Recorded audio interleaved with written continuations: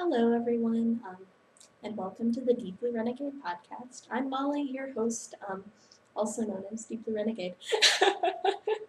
um, and I'd like to thank you for joining me today.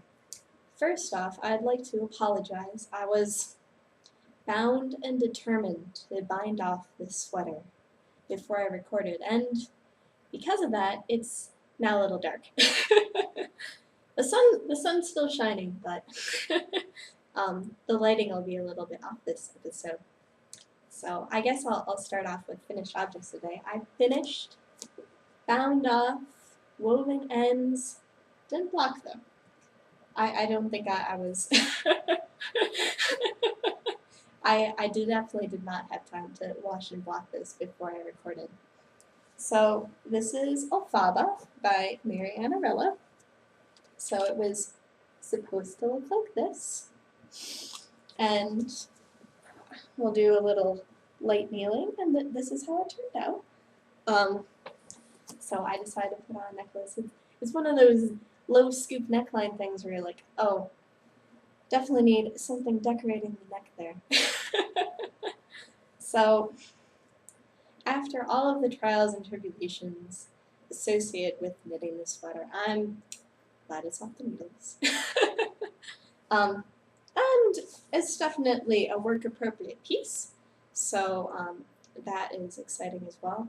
I'm definitely going to be taking it on a little finished object parade. If only because I've been knitting on it in so many different places, so I'll have to show my coworkers because I've been knitting on it while I've been doing experiments. I'll have to show it to the Friday knitting group, and I'll have to show it to the Monday knitting group. Hit them all up. So in the end, I decided that the fact that the first color that I used to make the body here was different than all of the other two skeins of yarn. I've come to peace with this. It's really hard to tell, and it seems to depend entirely on the light whether or not I notice it.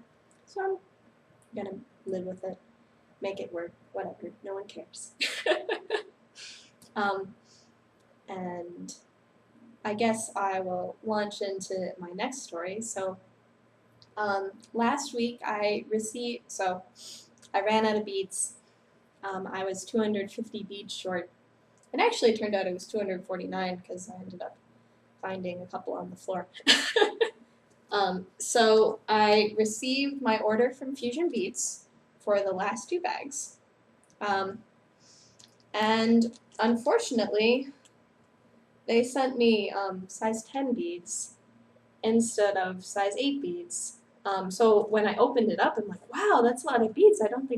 That's like way more than whatever. I think I had ordered the equivalent of like 300 beads in order to finish this.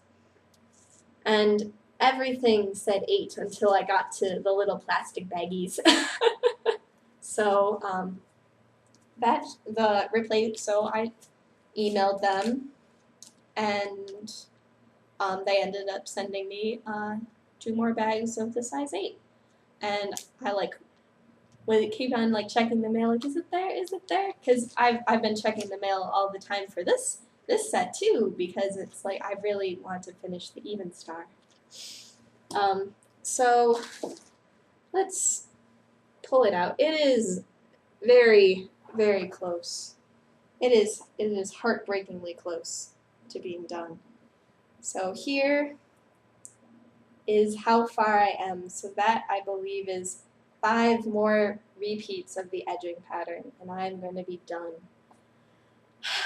And hopefully the beads arrive this week, and I will knock it out. It is just too amazing of a thing to not have it be done. So, and I'll be very glad to see the end of this one too. And that will also need to go on a fabulous finished object parade. I'm probably going to be carrying it around with me. Just because I'm so proud of the work that I did. So since the beads didn't arrive today, this means the earliest they can arrive is Monday. So we'll see what happens there. But next week's looking pretty promising for another finished object, and certainly a long-term finished object at that. And since I quite literally like wove in all the ends and then threw it on, or threw on Elphaba, I haven't actually started something new that I can actually work on. So here is the Socrates from Alpaca with a Twist in color 1018, which is a purpley gray, and because it's alpaca, you can see like hints of red and blue, and maybe a bit of natural with this guy. And it is 30% baby alpaca, 30% merino, 20% bamboo, 20% nylon. And this is going to be a summer bloom shawl. Very soon. I'll probably cast on after I eat dinner.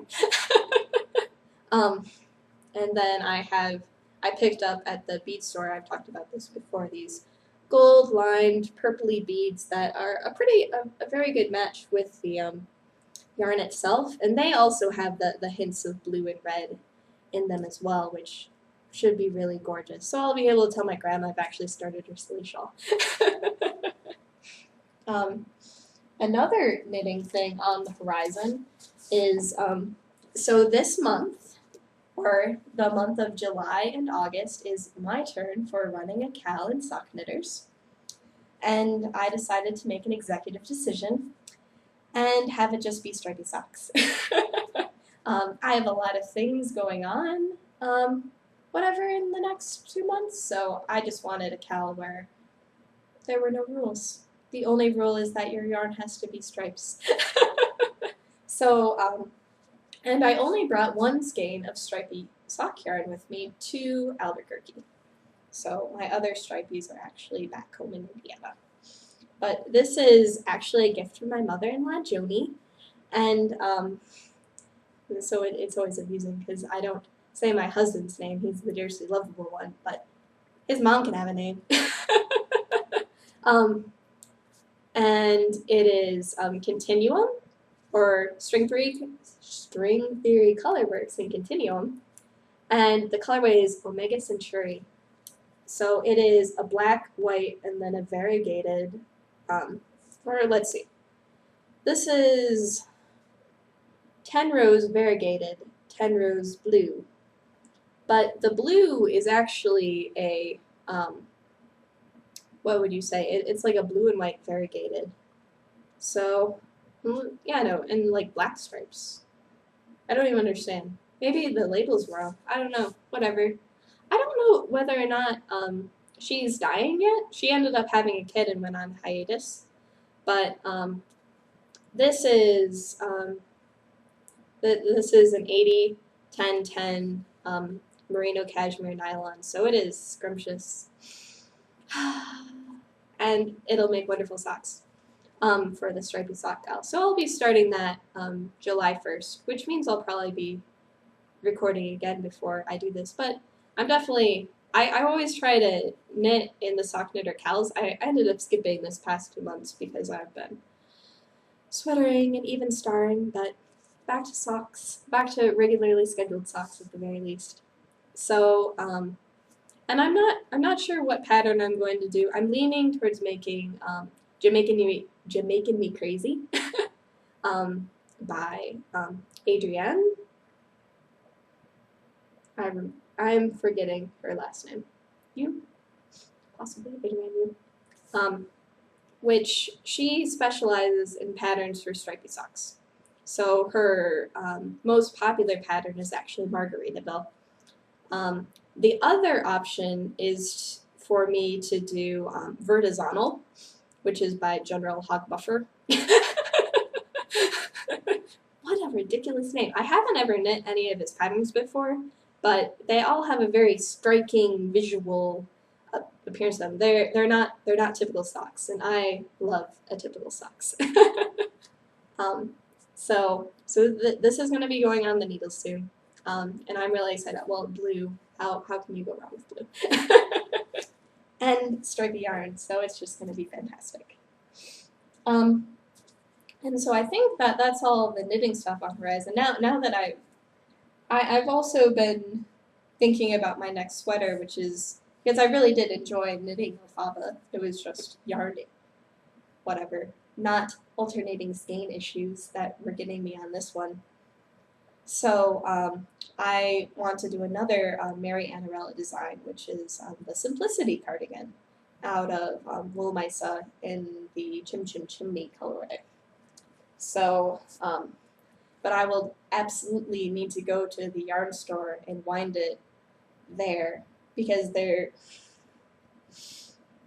are a few trials in life, or at least few trials in the knitting world more arduous than winding a skein of Wool Misa lace, because it is 300 grams and it is, what is it, 1,700 meters.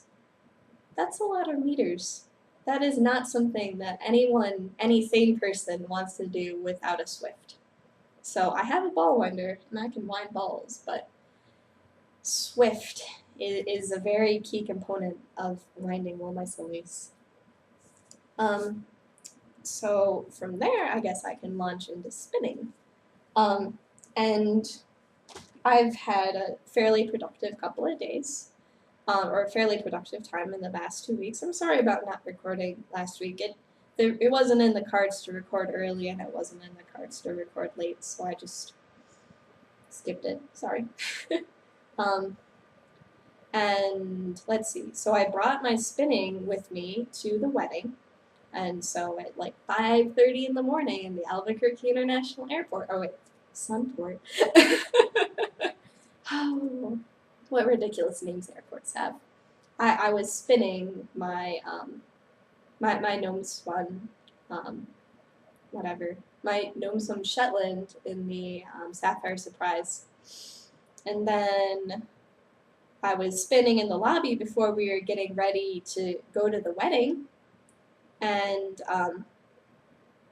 so I was like, whatever, going at it in the hotel lobby. And then my parents came down, and my brother and his girlfriend came down and was like, oh, we should all just go in the car. And so I brought my spinning into my dad's car. And he ended up bringing it back to Michigan. In the confusion of making sure that sober people were driving cars, the Dear Sweet Lovable One and I ended up taking my sister and brother-in-law's car back to the hotel. And so the spinning that I left in my dad's car ended up driving back to Michigan at like 7 a.m. And I was not awake at 7 a.m. Sunday morning. So my mom's going to ship that to me, or she's actually going to ship it to Indiana, and I'll pick it up for the 4th of July. So I was still spinning the second third of the 4 ounces. So, but I brought with me I also stuck in the bag the third. So I've just got nothing. What I do have is the second braid. So this is the second 4 ounces. No prep, no nothing. It's gorgeous. Let's see, light. Oops, wrong direction. Figure out a spot of light. No, not too much difference there. And probably the most notable thing about this guy is, after spinning the stuff from my class, the prep on this is amazing. I'm so happy with how this is prepped. And I'm probably going to be starting this on, what is it? I ended up going on a mission today. So the Dear Sweet Lovable One has been making fun of me for not going on a bike ride on the weekends. So I decided to go on a bike ride today. And I decided that my location was going to be the local yarn store, which is, what is it? It's a little over 12 miles from my apartment. And I managed to ride 16 of the 24 to 25 total. It turns out I learned a very valuable lesson. Apparently Albuquerque and anywhere in the Southwest is riddled with thorns because it's the desert and I guess plants have to protect themselves.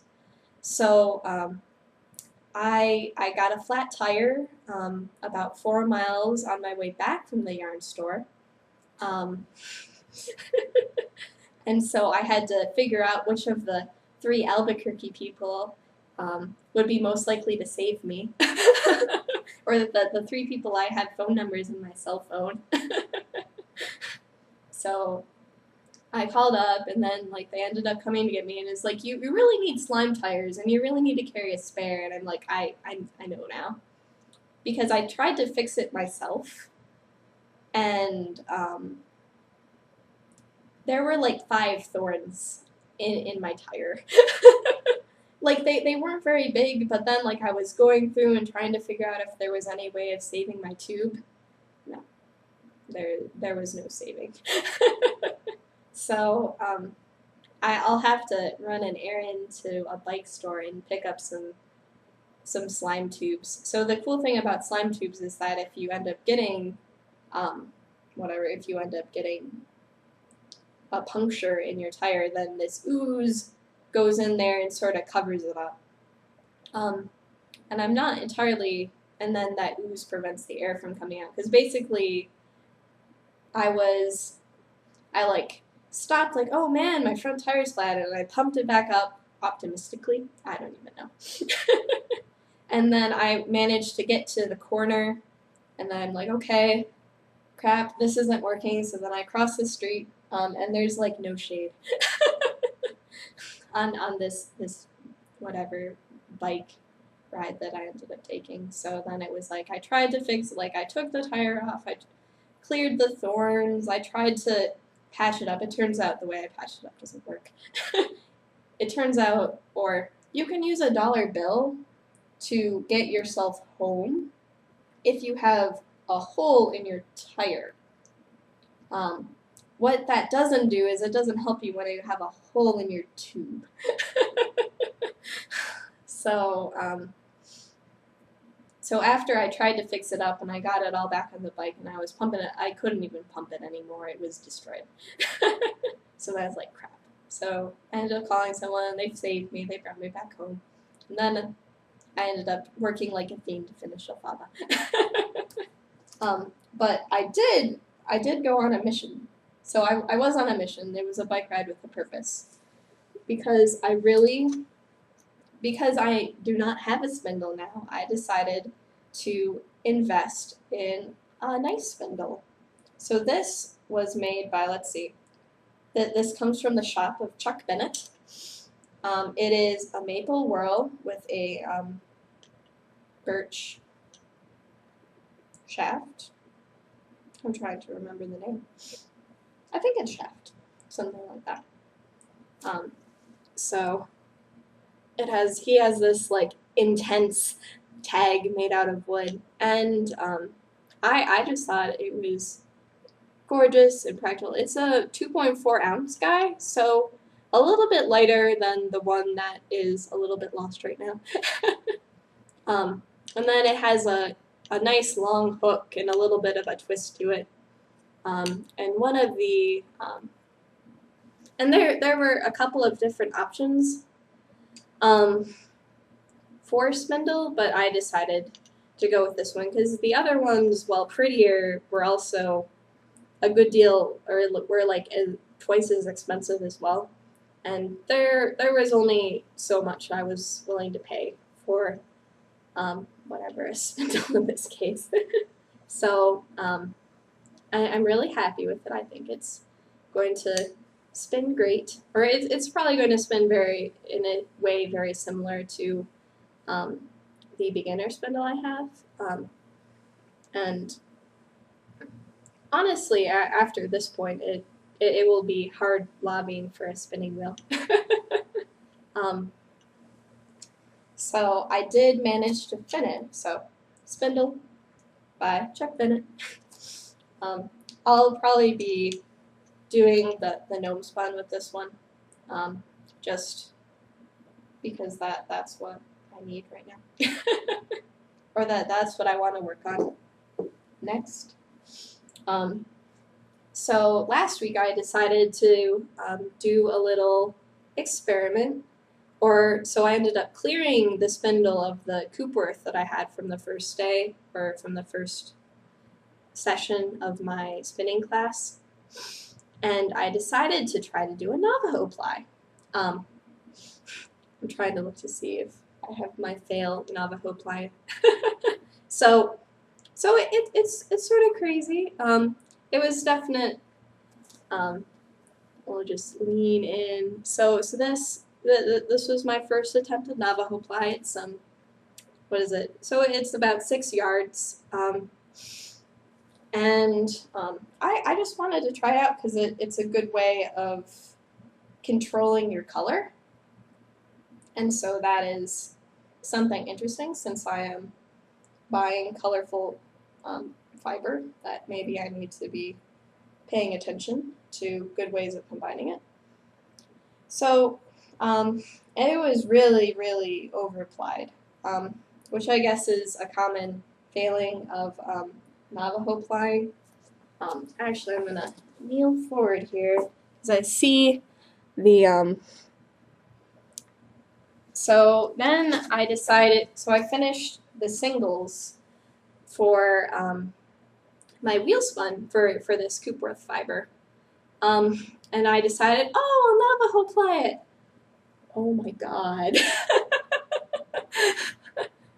Like, it's so bad. It's so horrific.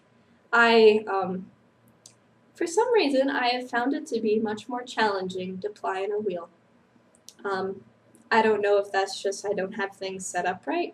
Since I missed last week's class, maybe I missed some vital piece of information, but this is just so bad.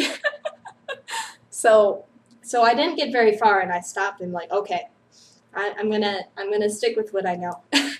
So I plied the rest of it as a normal 2-ply, and even then, like, I can tell, like, there's this crunchiness to it. I probably over-plied this. So I ended up getting 241 yards of a 2-ply.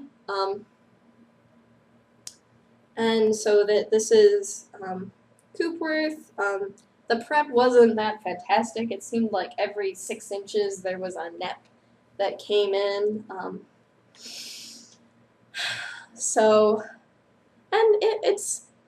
I have done better work before. I'm not gonna lie. But this was my first wheel spun, so maybe my expectations were high. So this was after I weighed it when I was done, and it was what is it? It was 4.4 ounces, and I got 240. Right, so it was 4.1 ounces. I ended up getting 241 yards, which means it comes in average DK weight. There's definitely thicker and thinner places,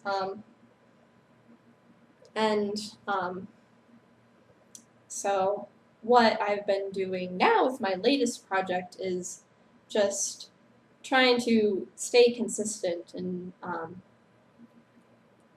whatever, like, be mindful of how I'm drafting, because it's been a very different experience, to say the least. Let's see. So I have the wheel sitting next to me right now. So I'll just try this.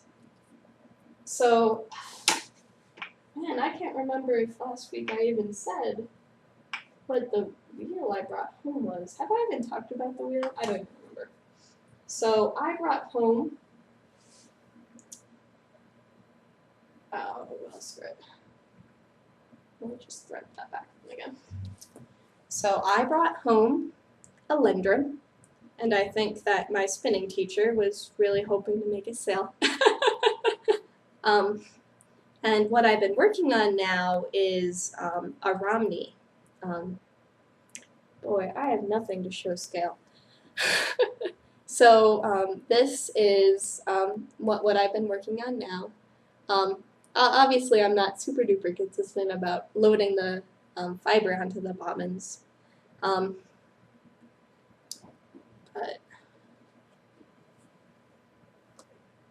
it's spinning up very fine. And I've also, like, I ended up having to change the ratio on this guy just because there was, like, no possible, like, I was breaking a lot because I wasn't putting enough twist into it, so I had to turn up the ratio, and this will probably be what it looks like plied, or hand blockage. So it is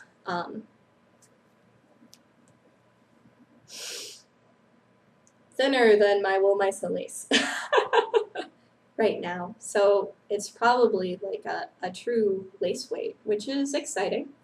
Or it's coming up as a true lace weight, which is my goal in spinning was to spin yarn that I could use. And I only brought fingering and lace weight with me to New Mexico because that is what I like to knit with. It's what I like to do.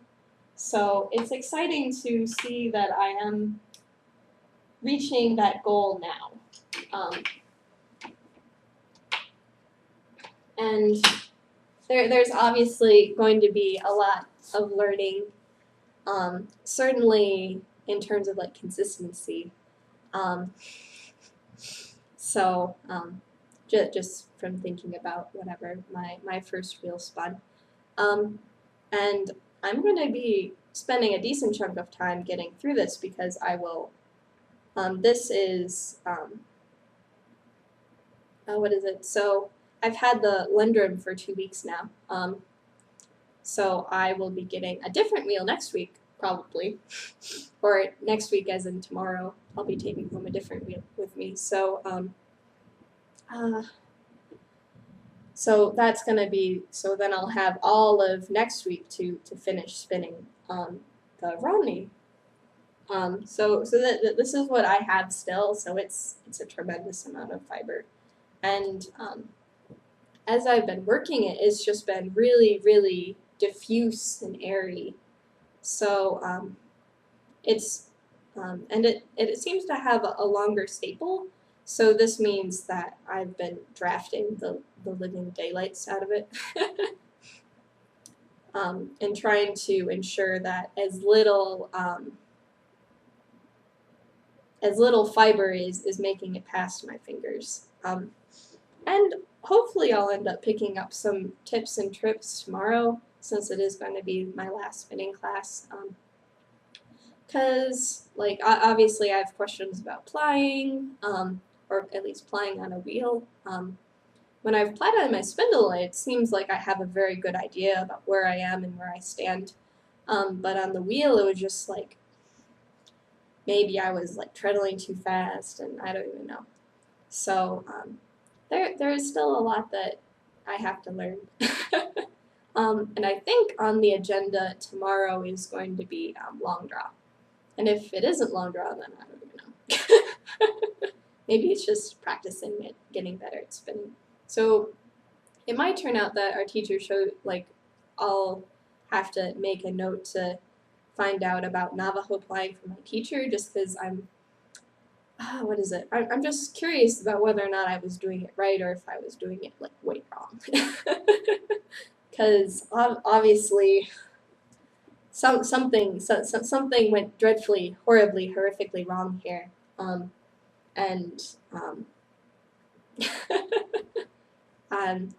That's why I ended up paying to take this class, just because for the things I don't know, it's helpful to just have another person there to set you straight.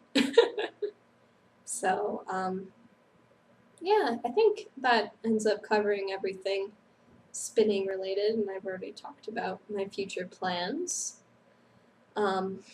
So I think that ends up wrapping up this episode. Next week, Saturday, should be, bye-bye.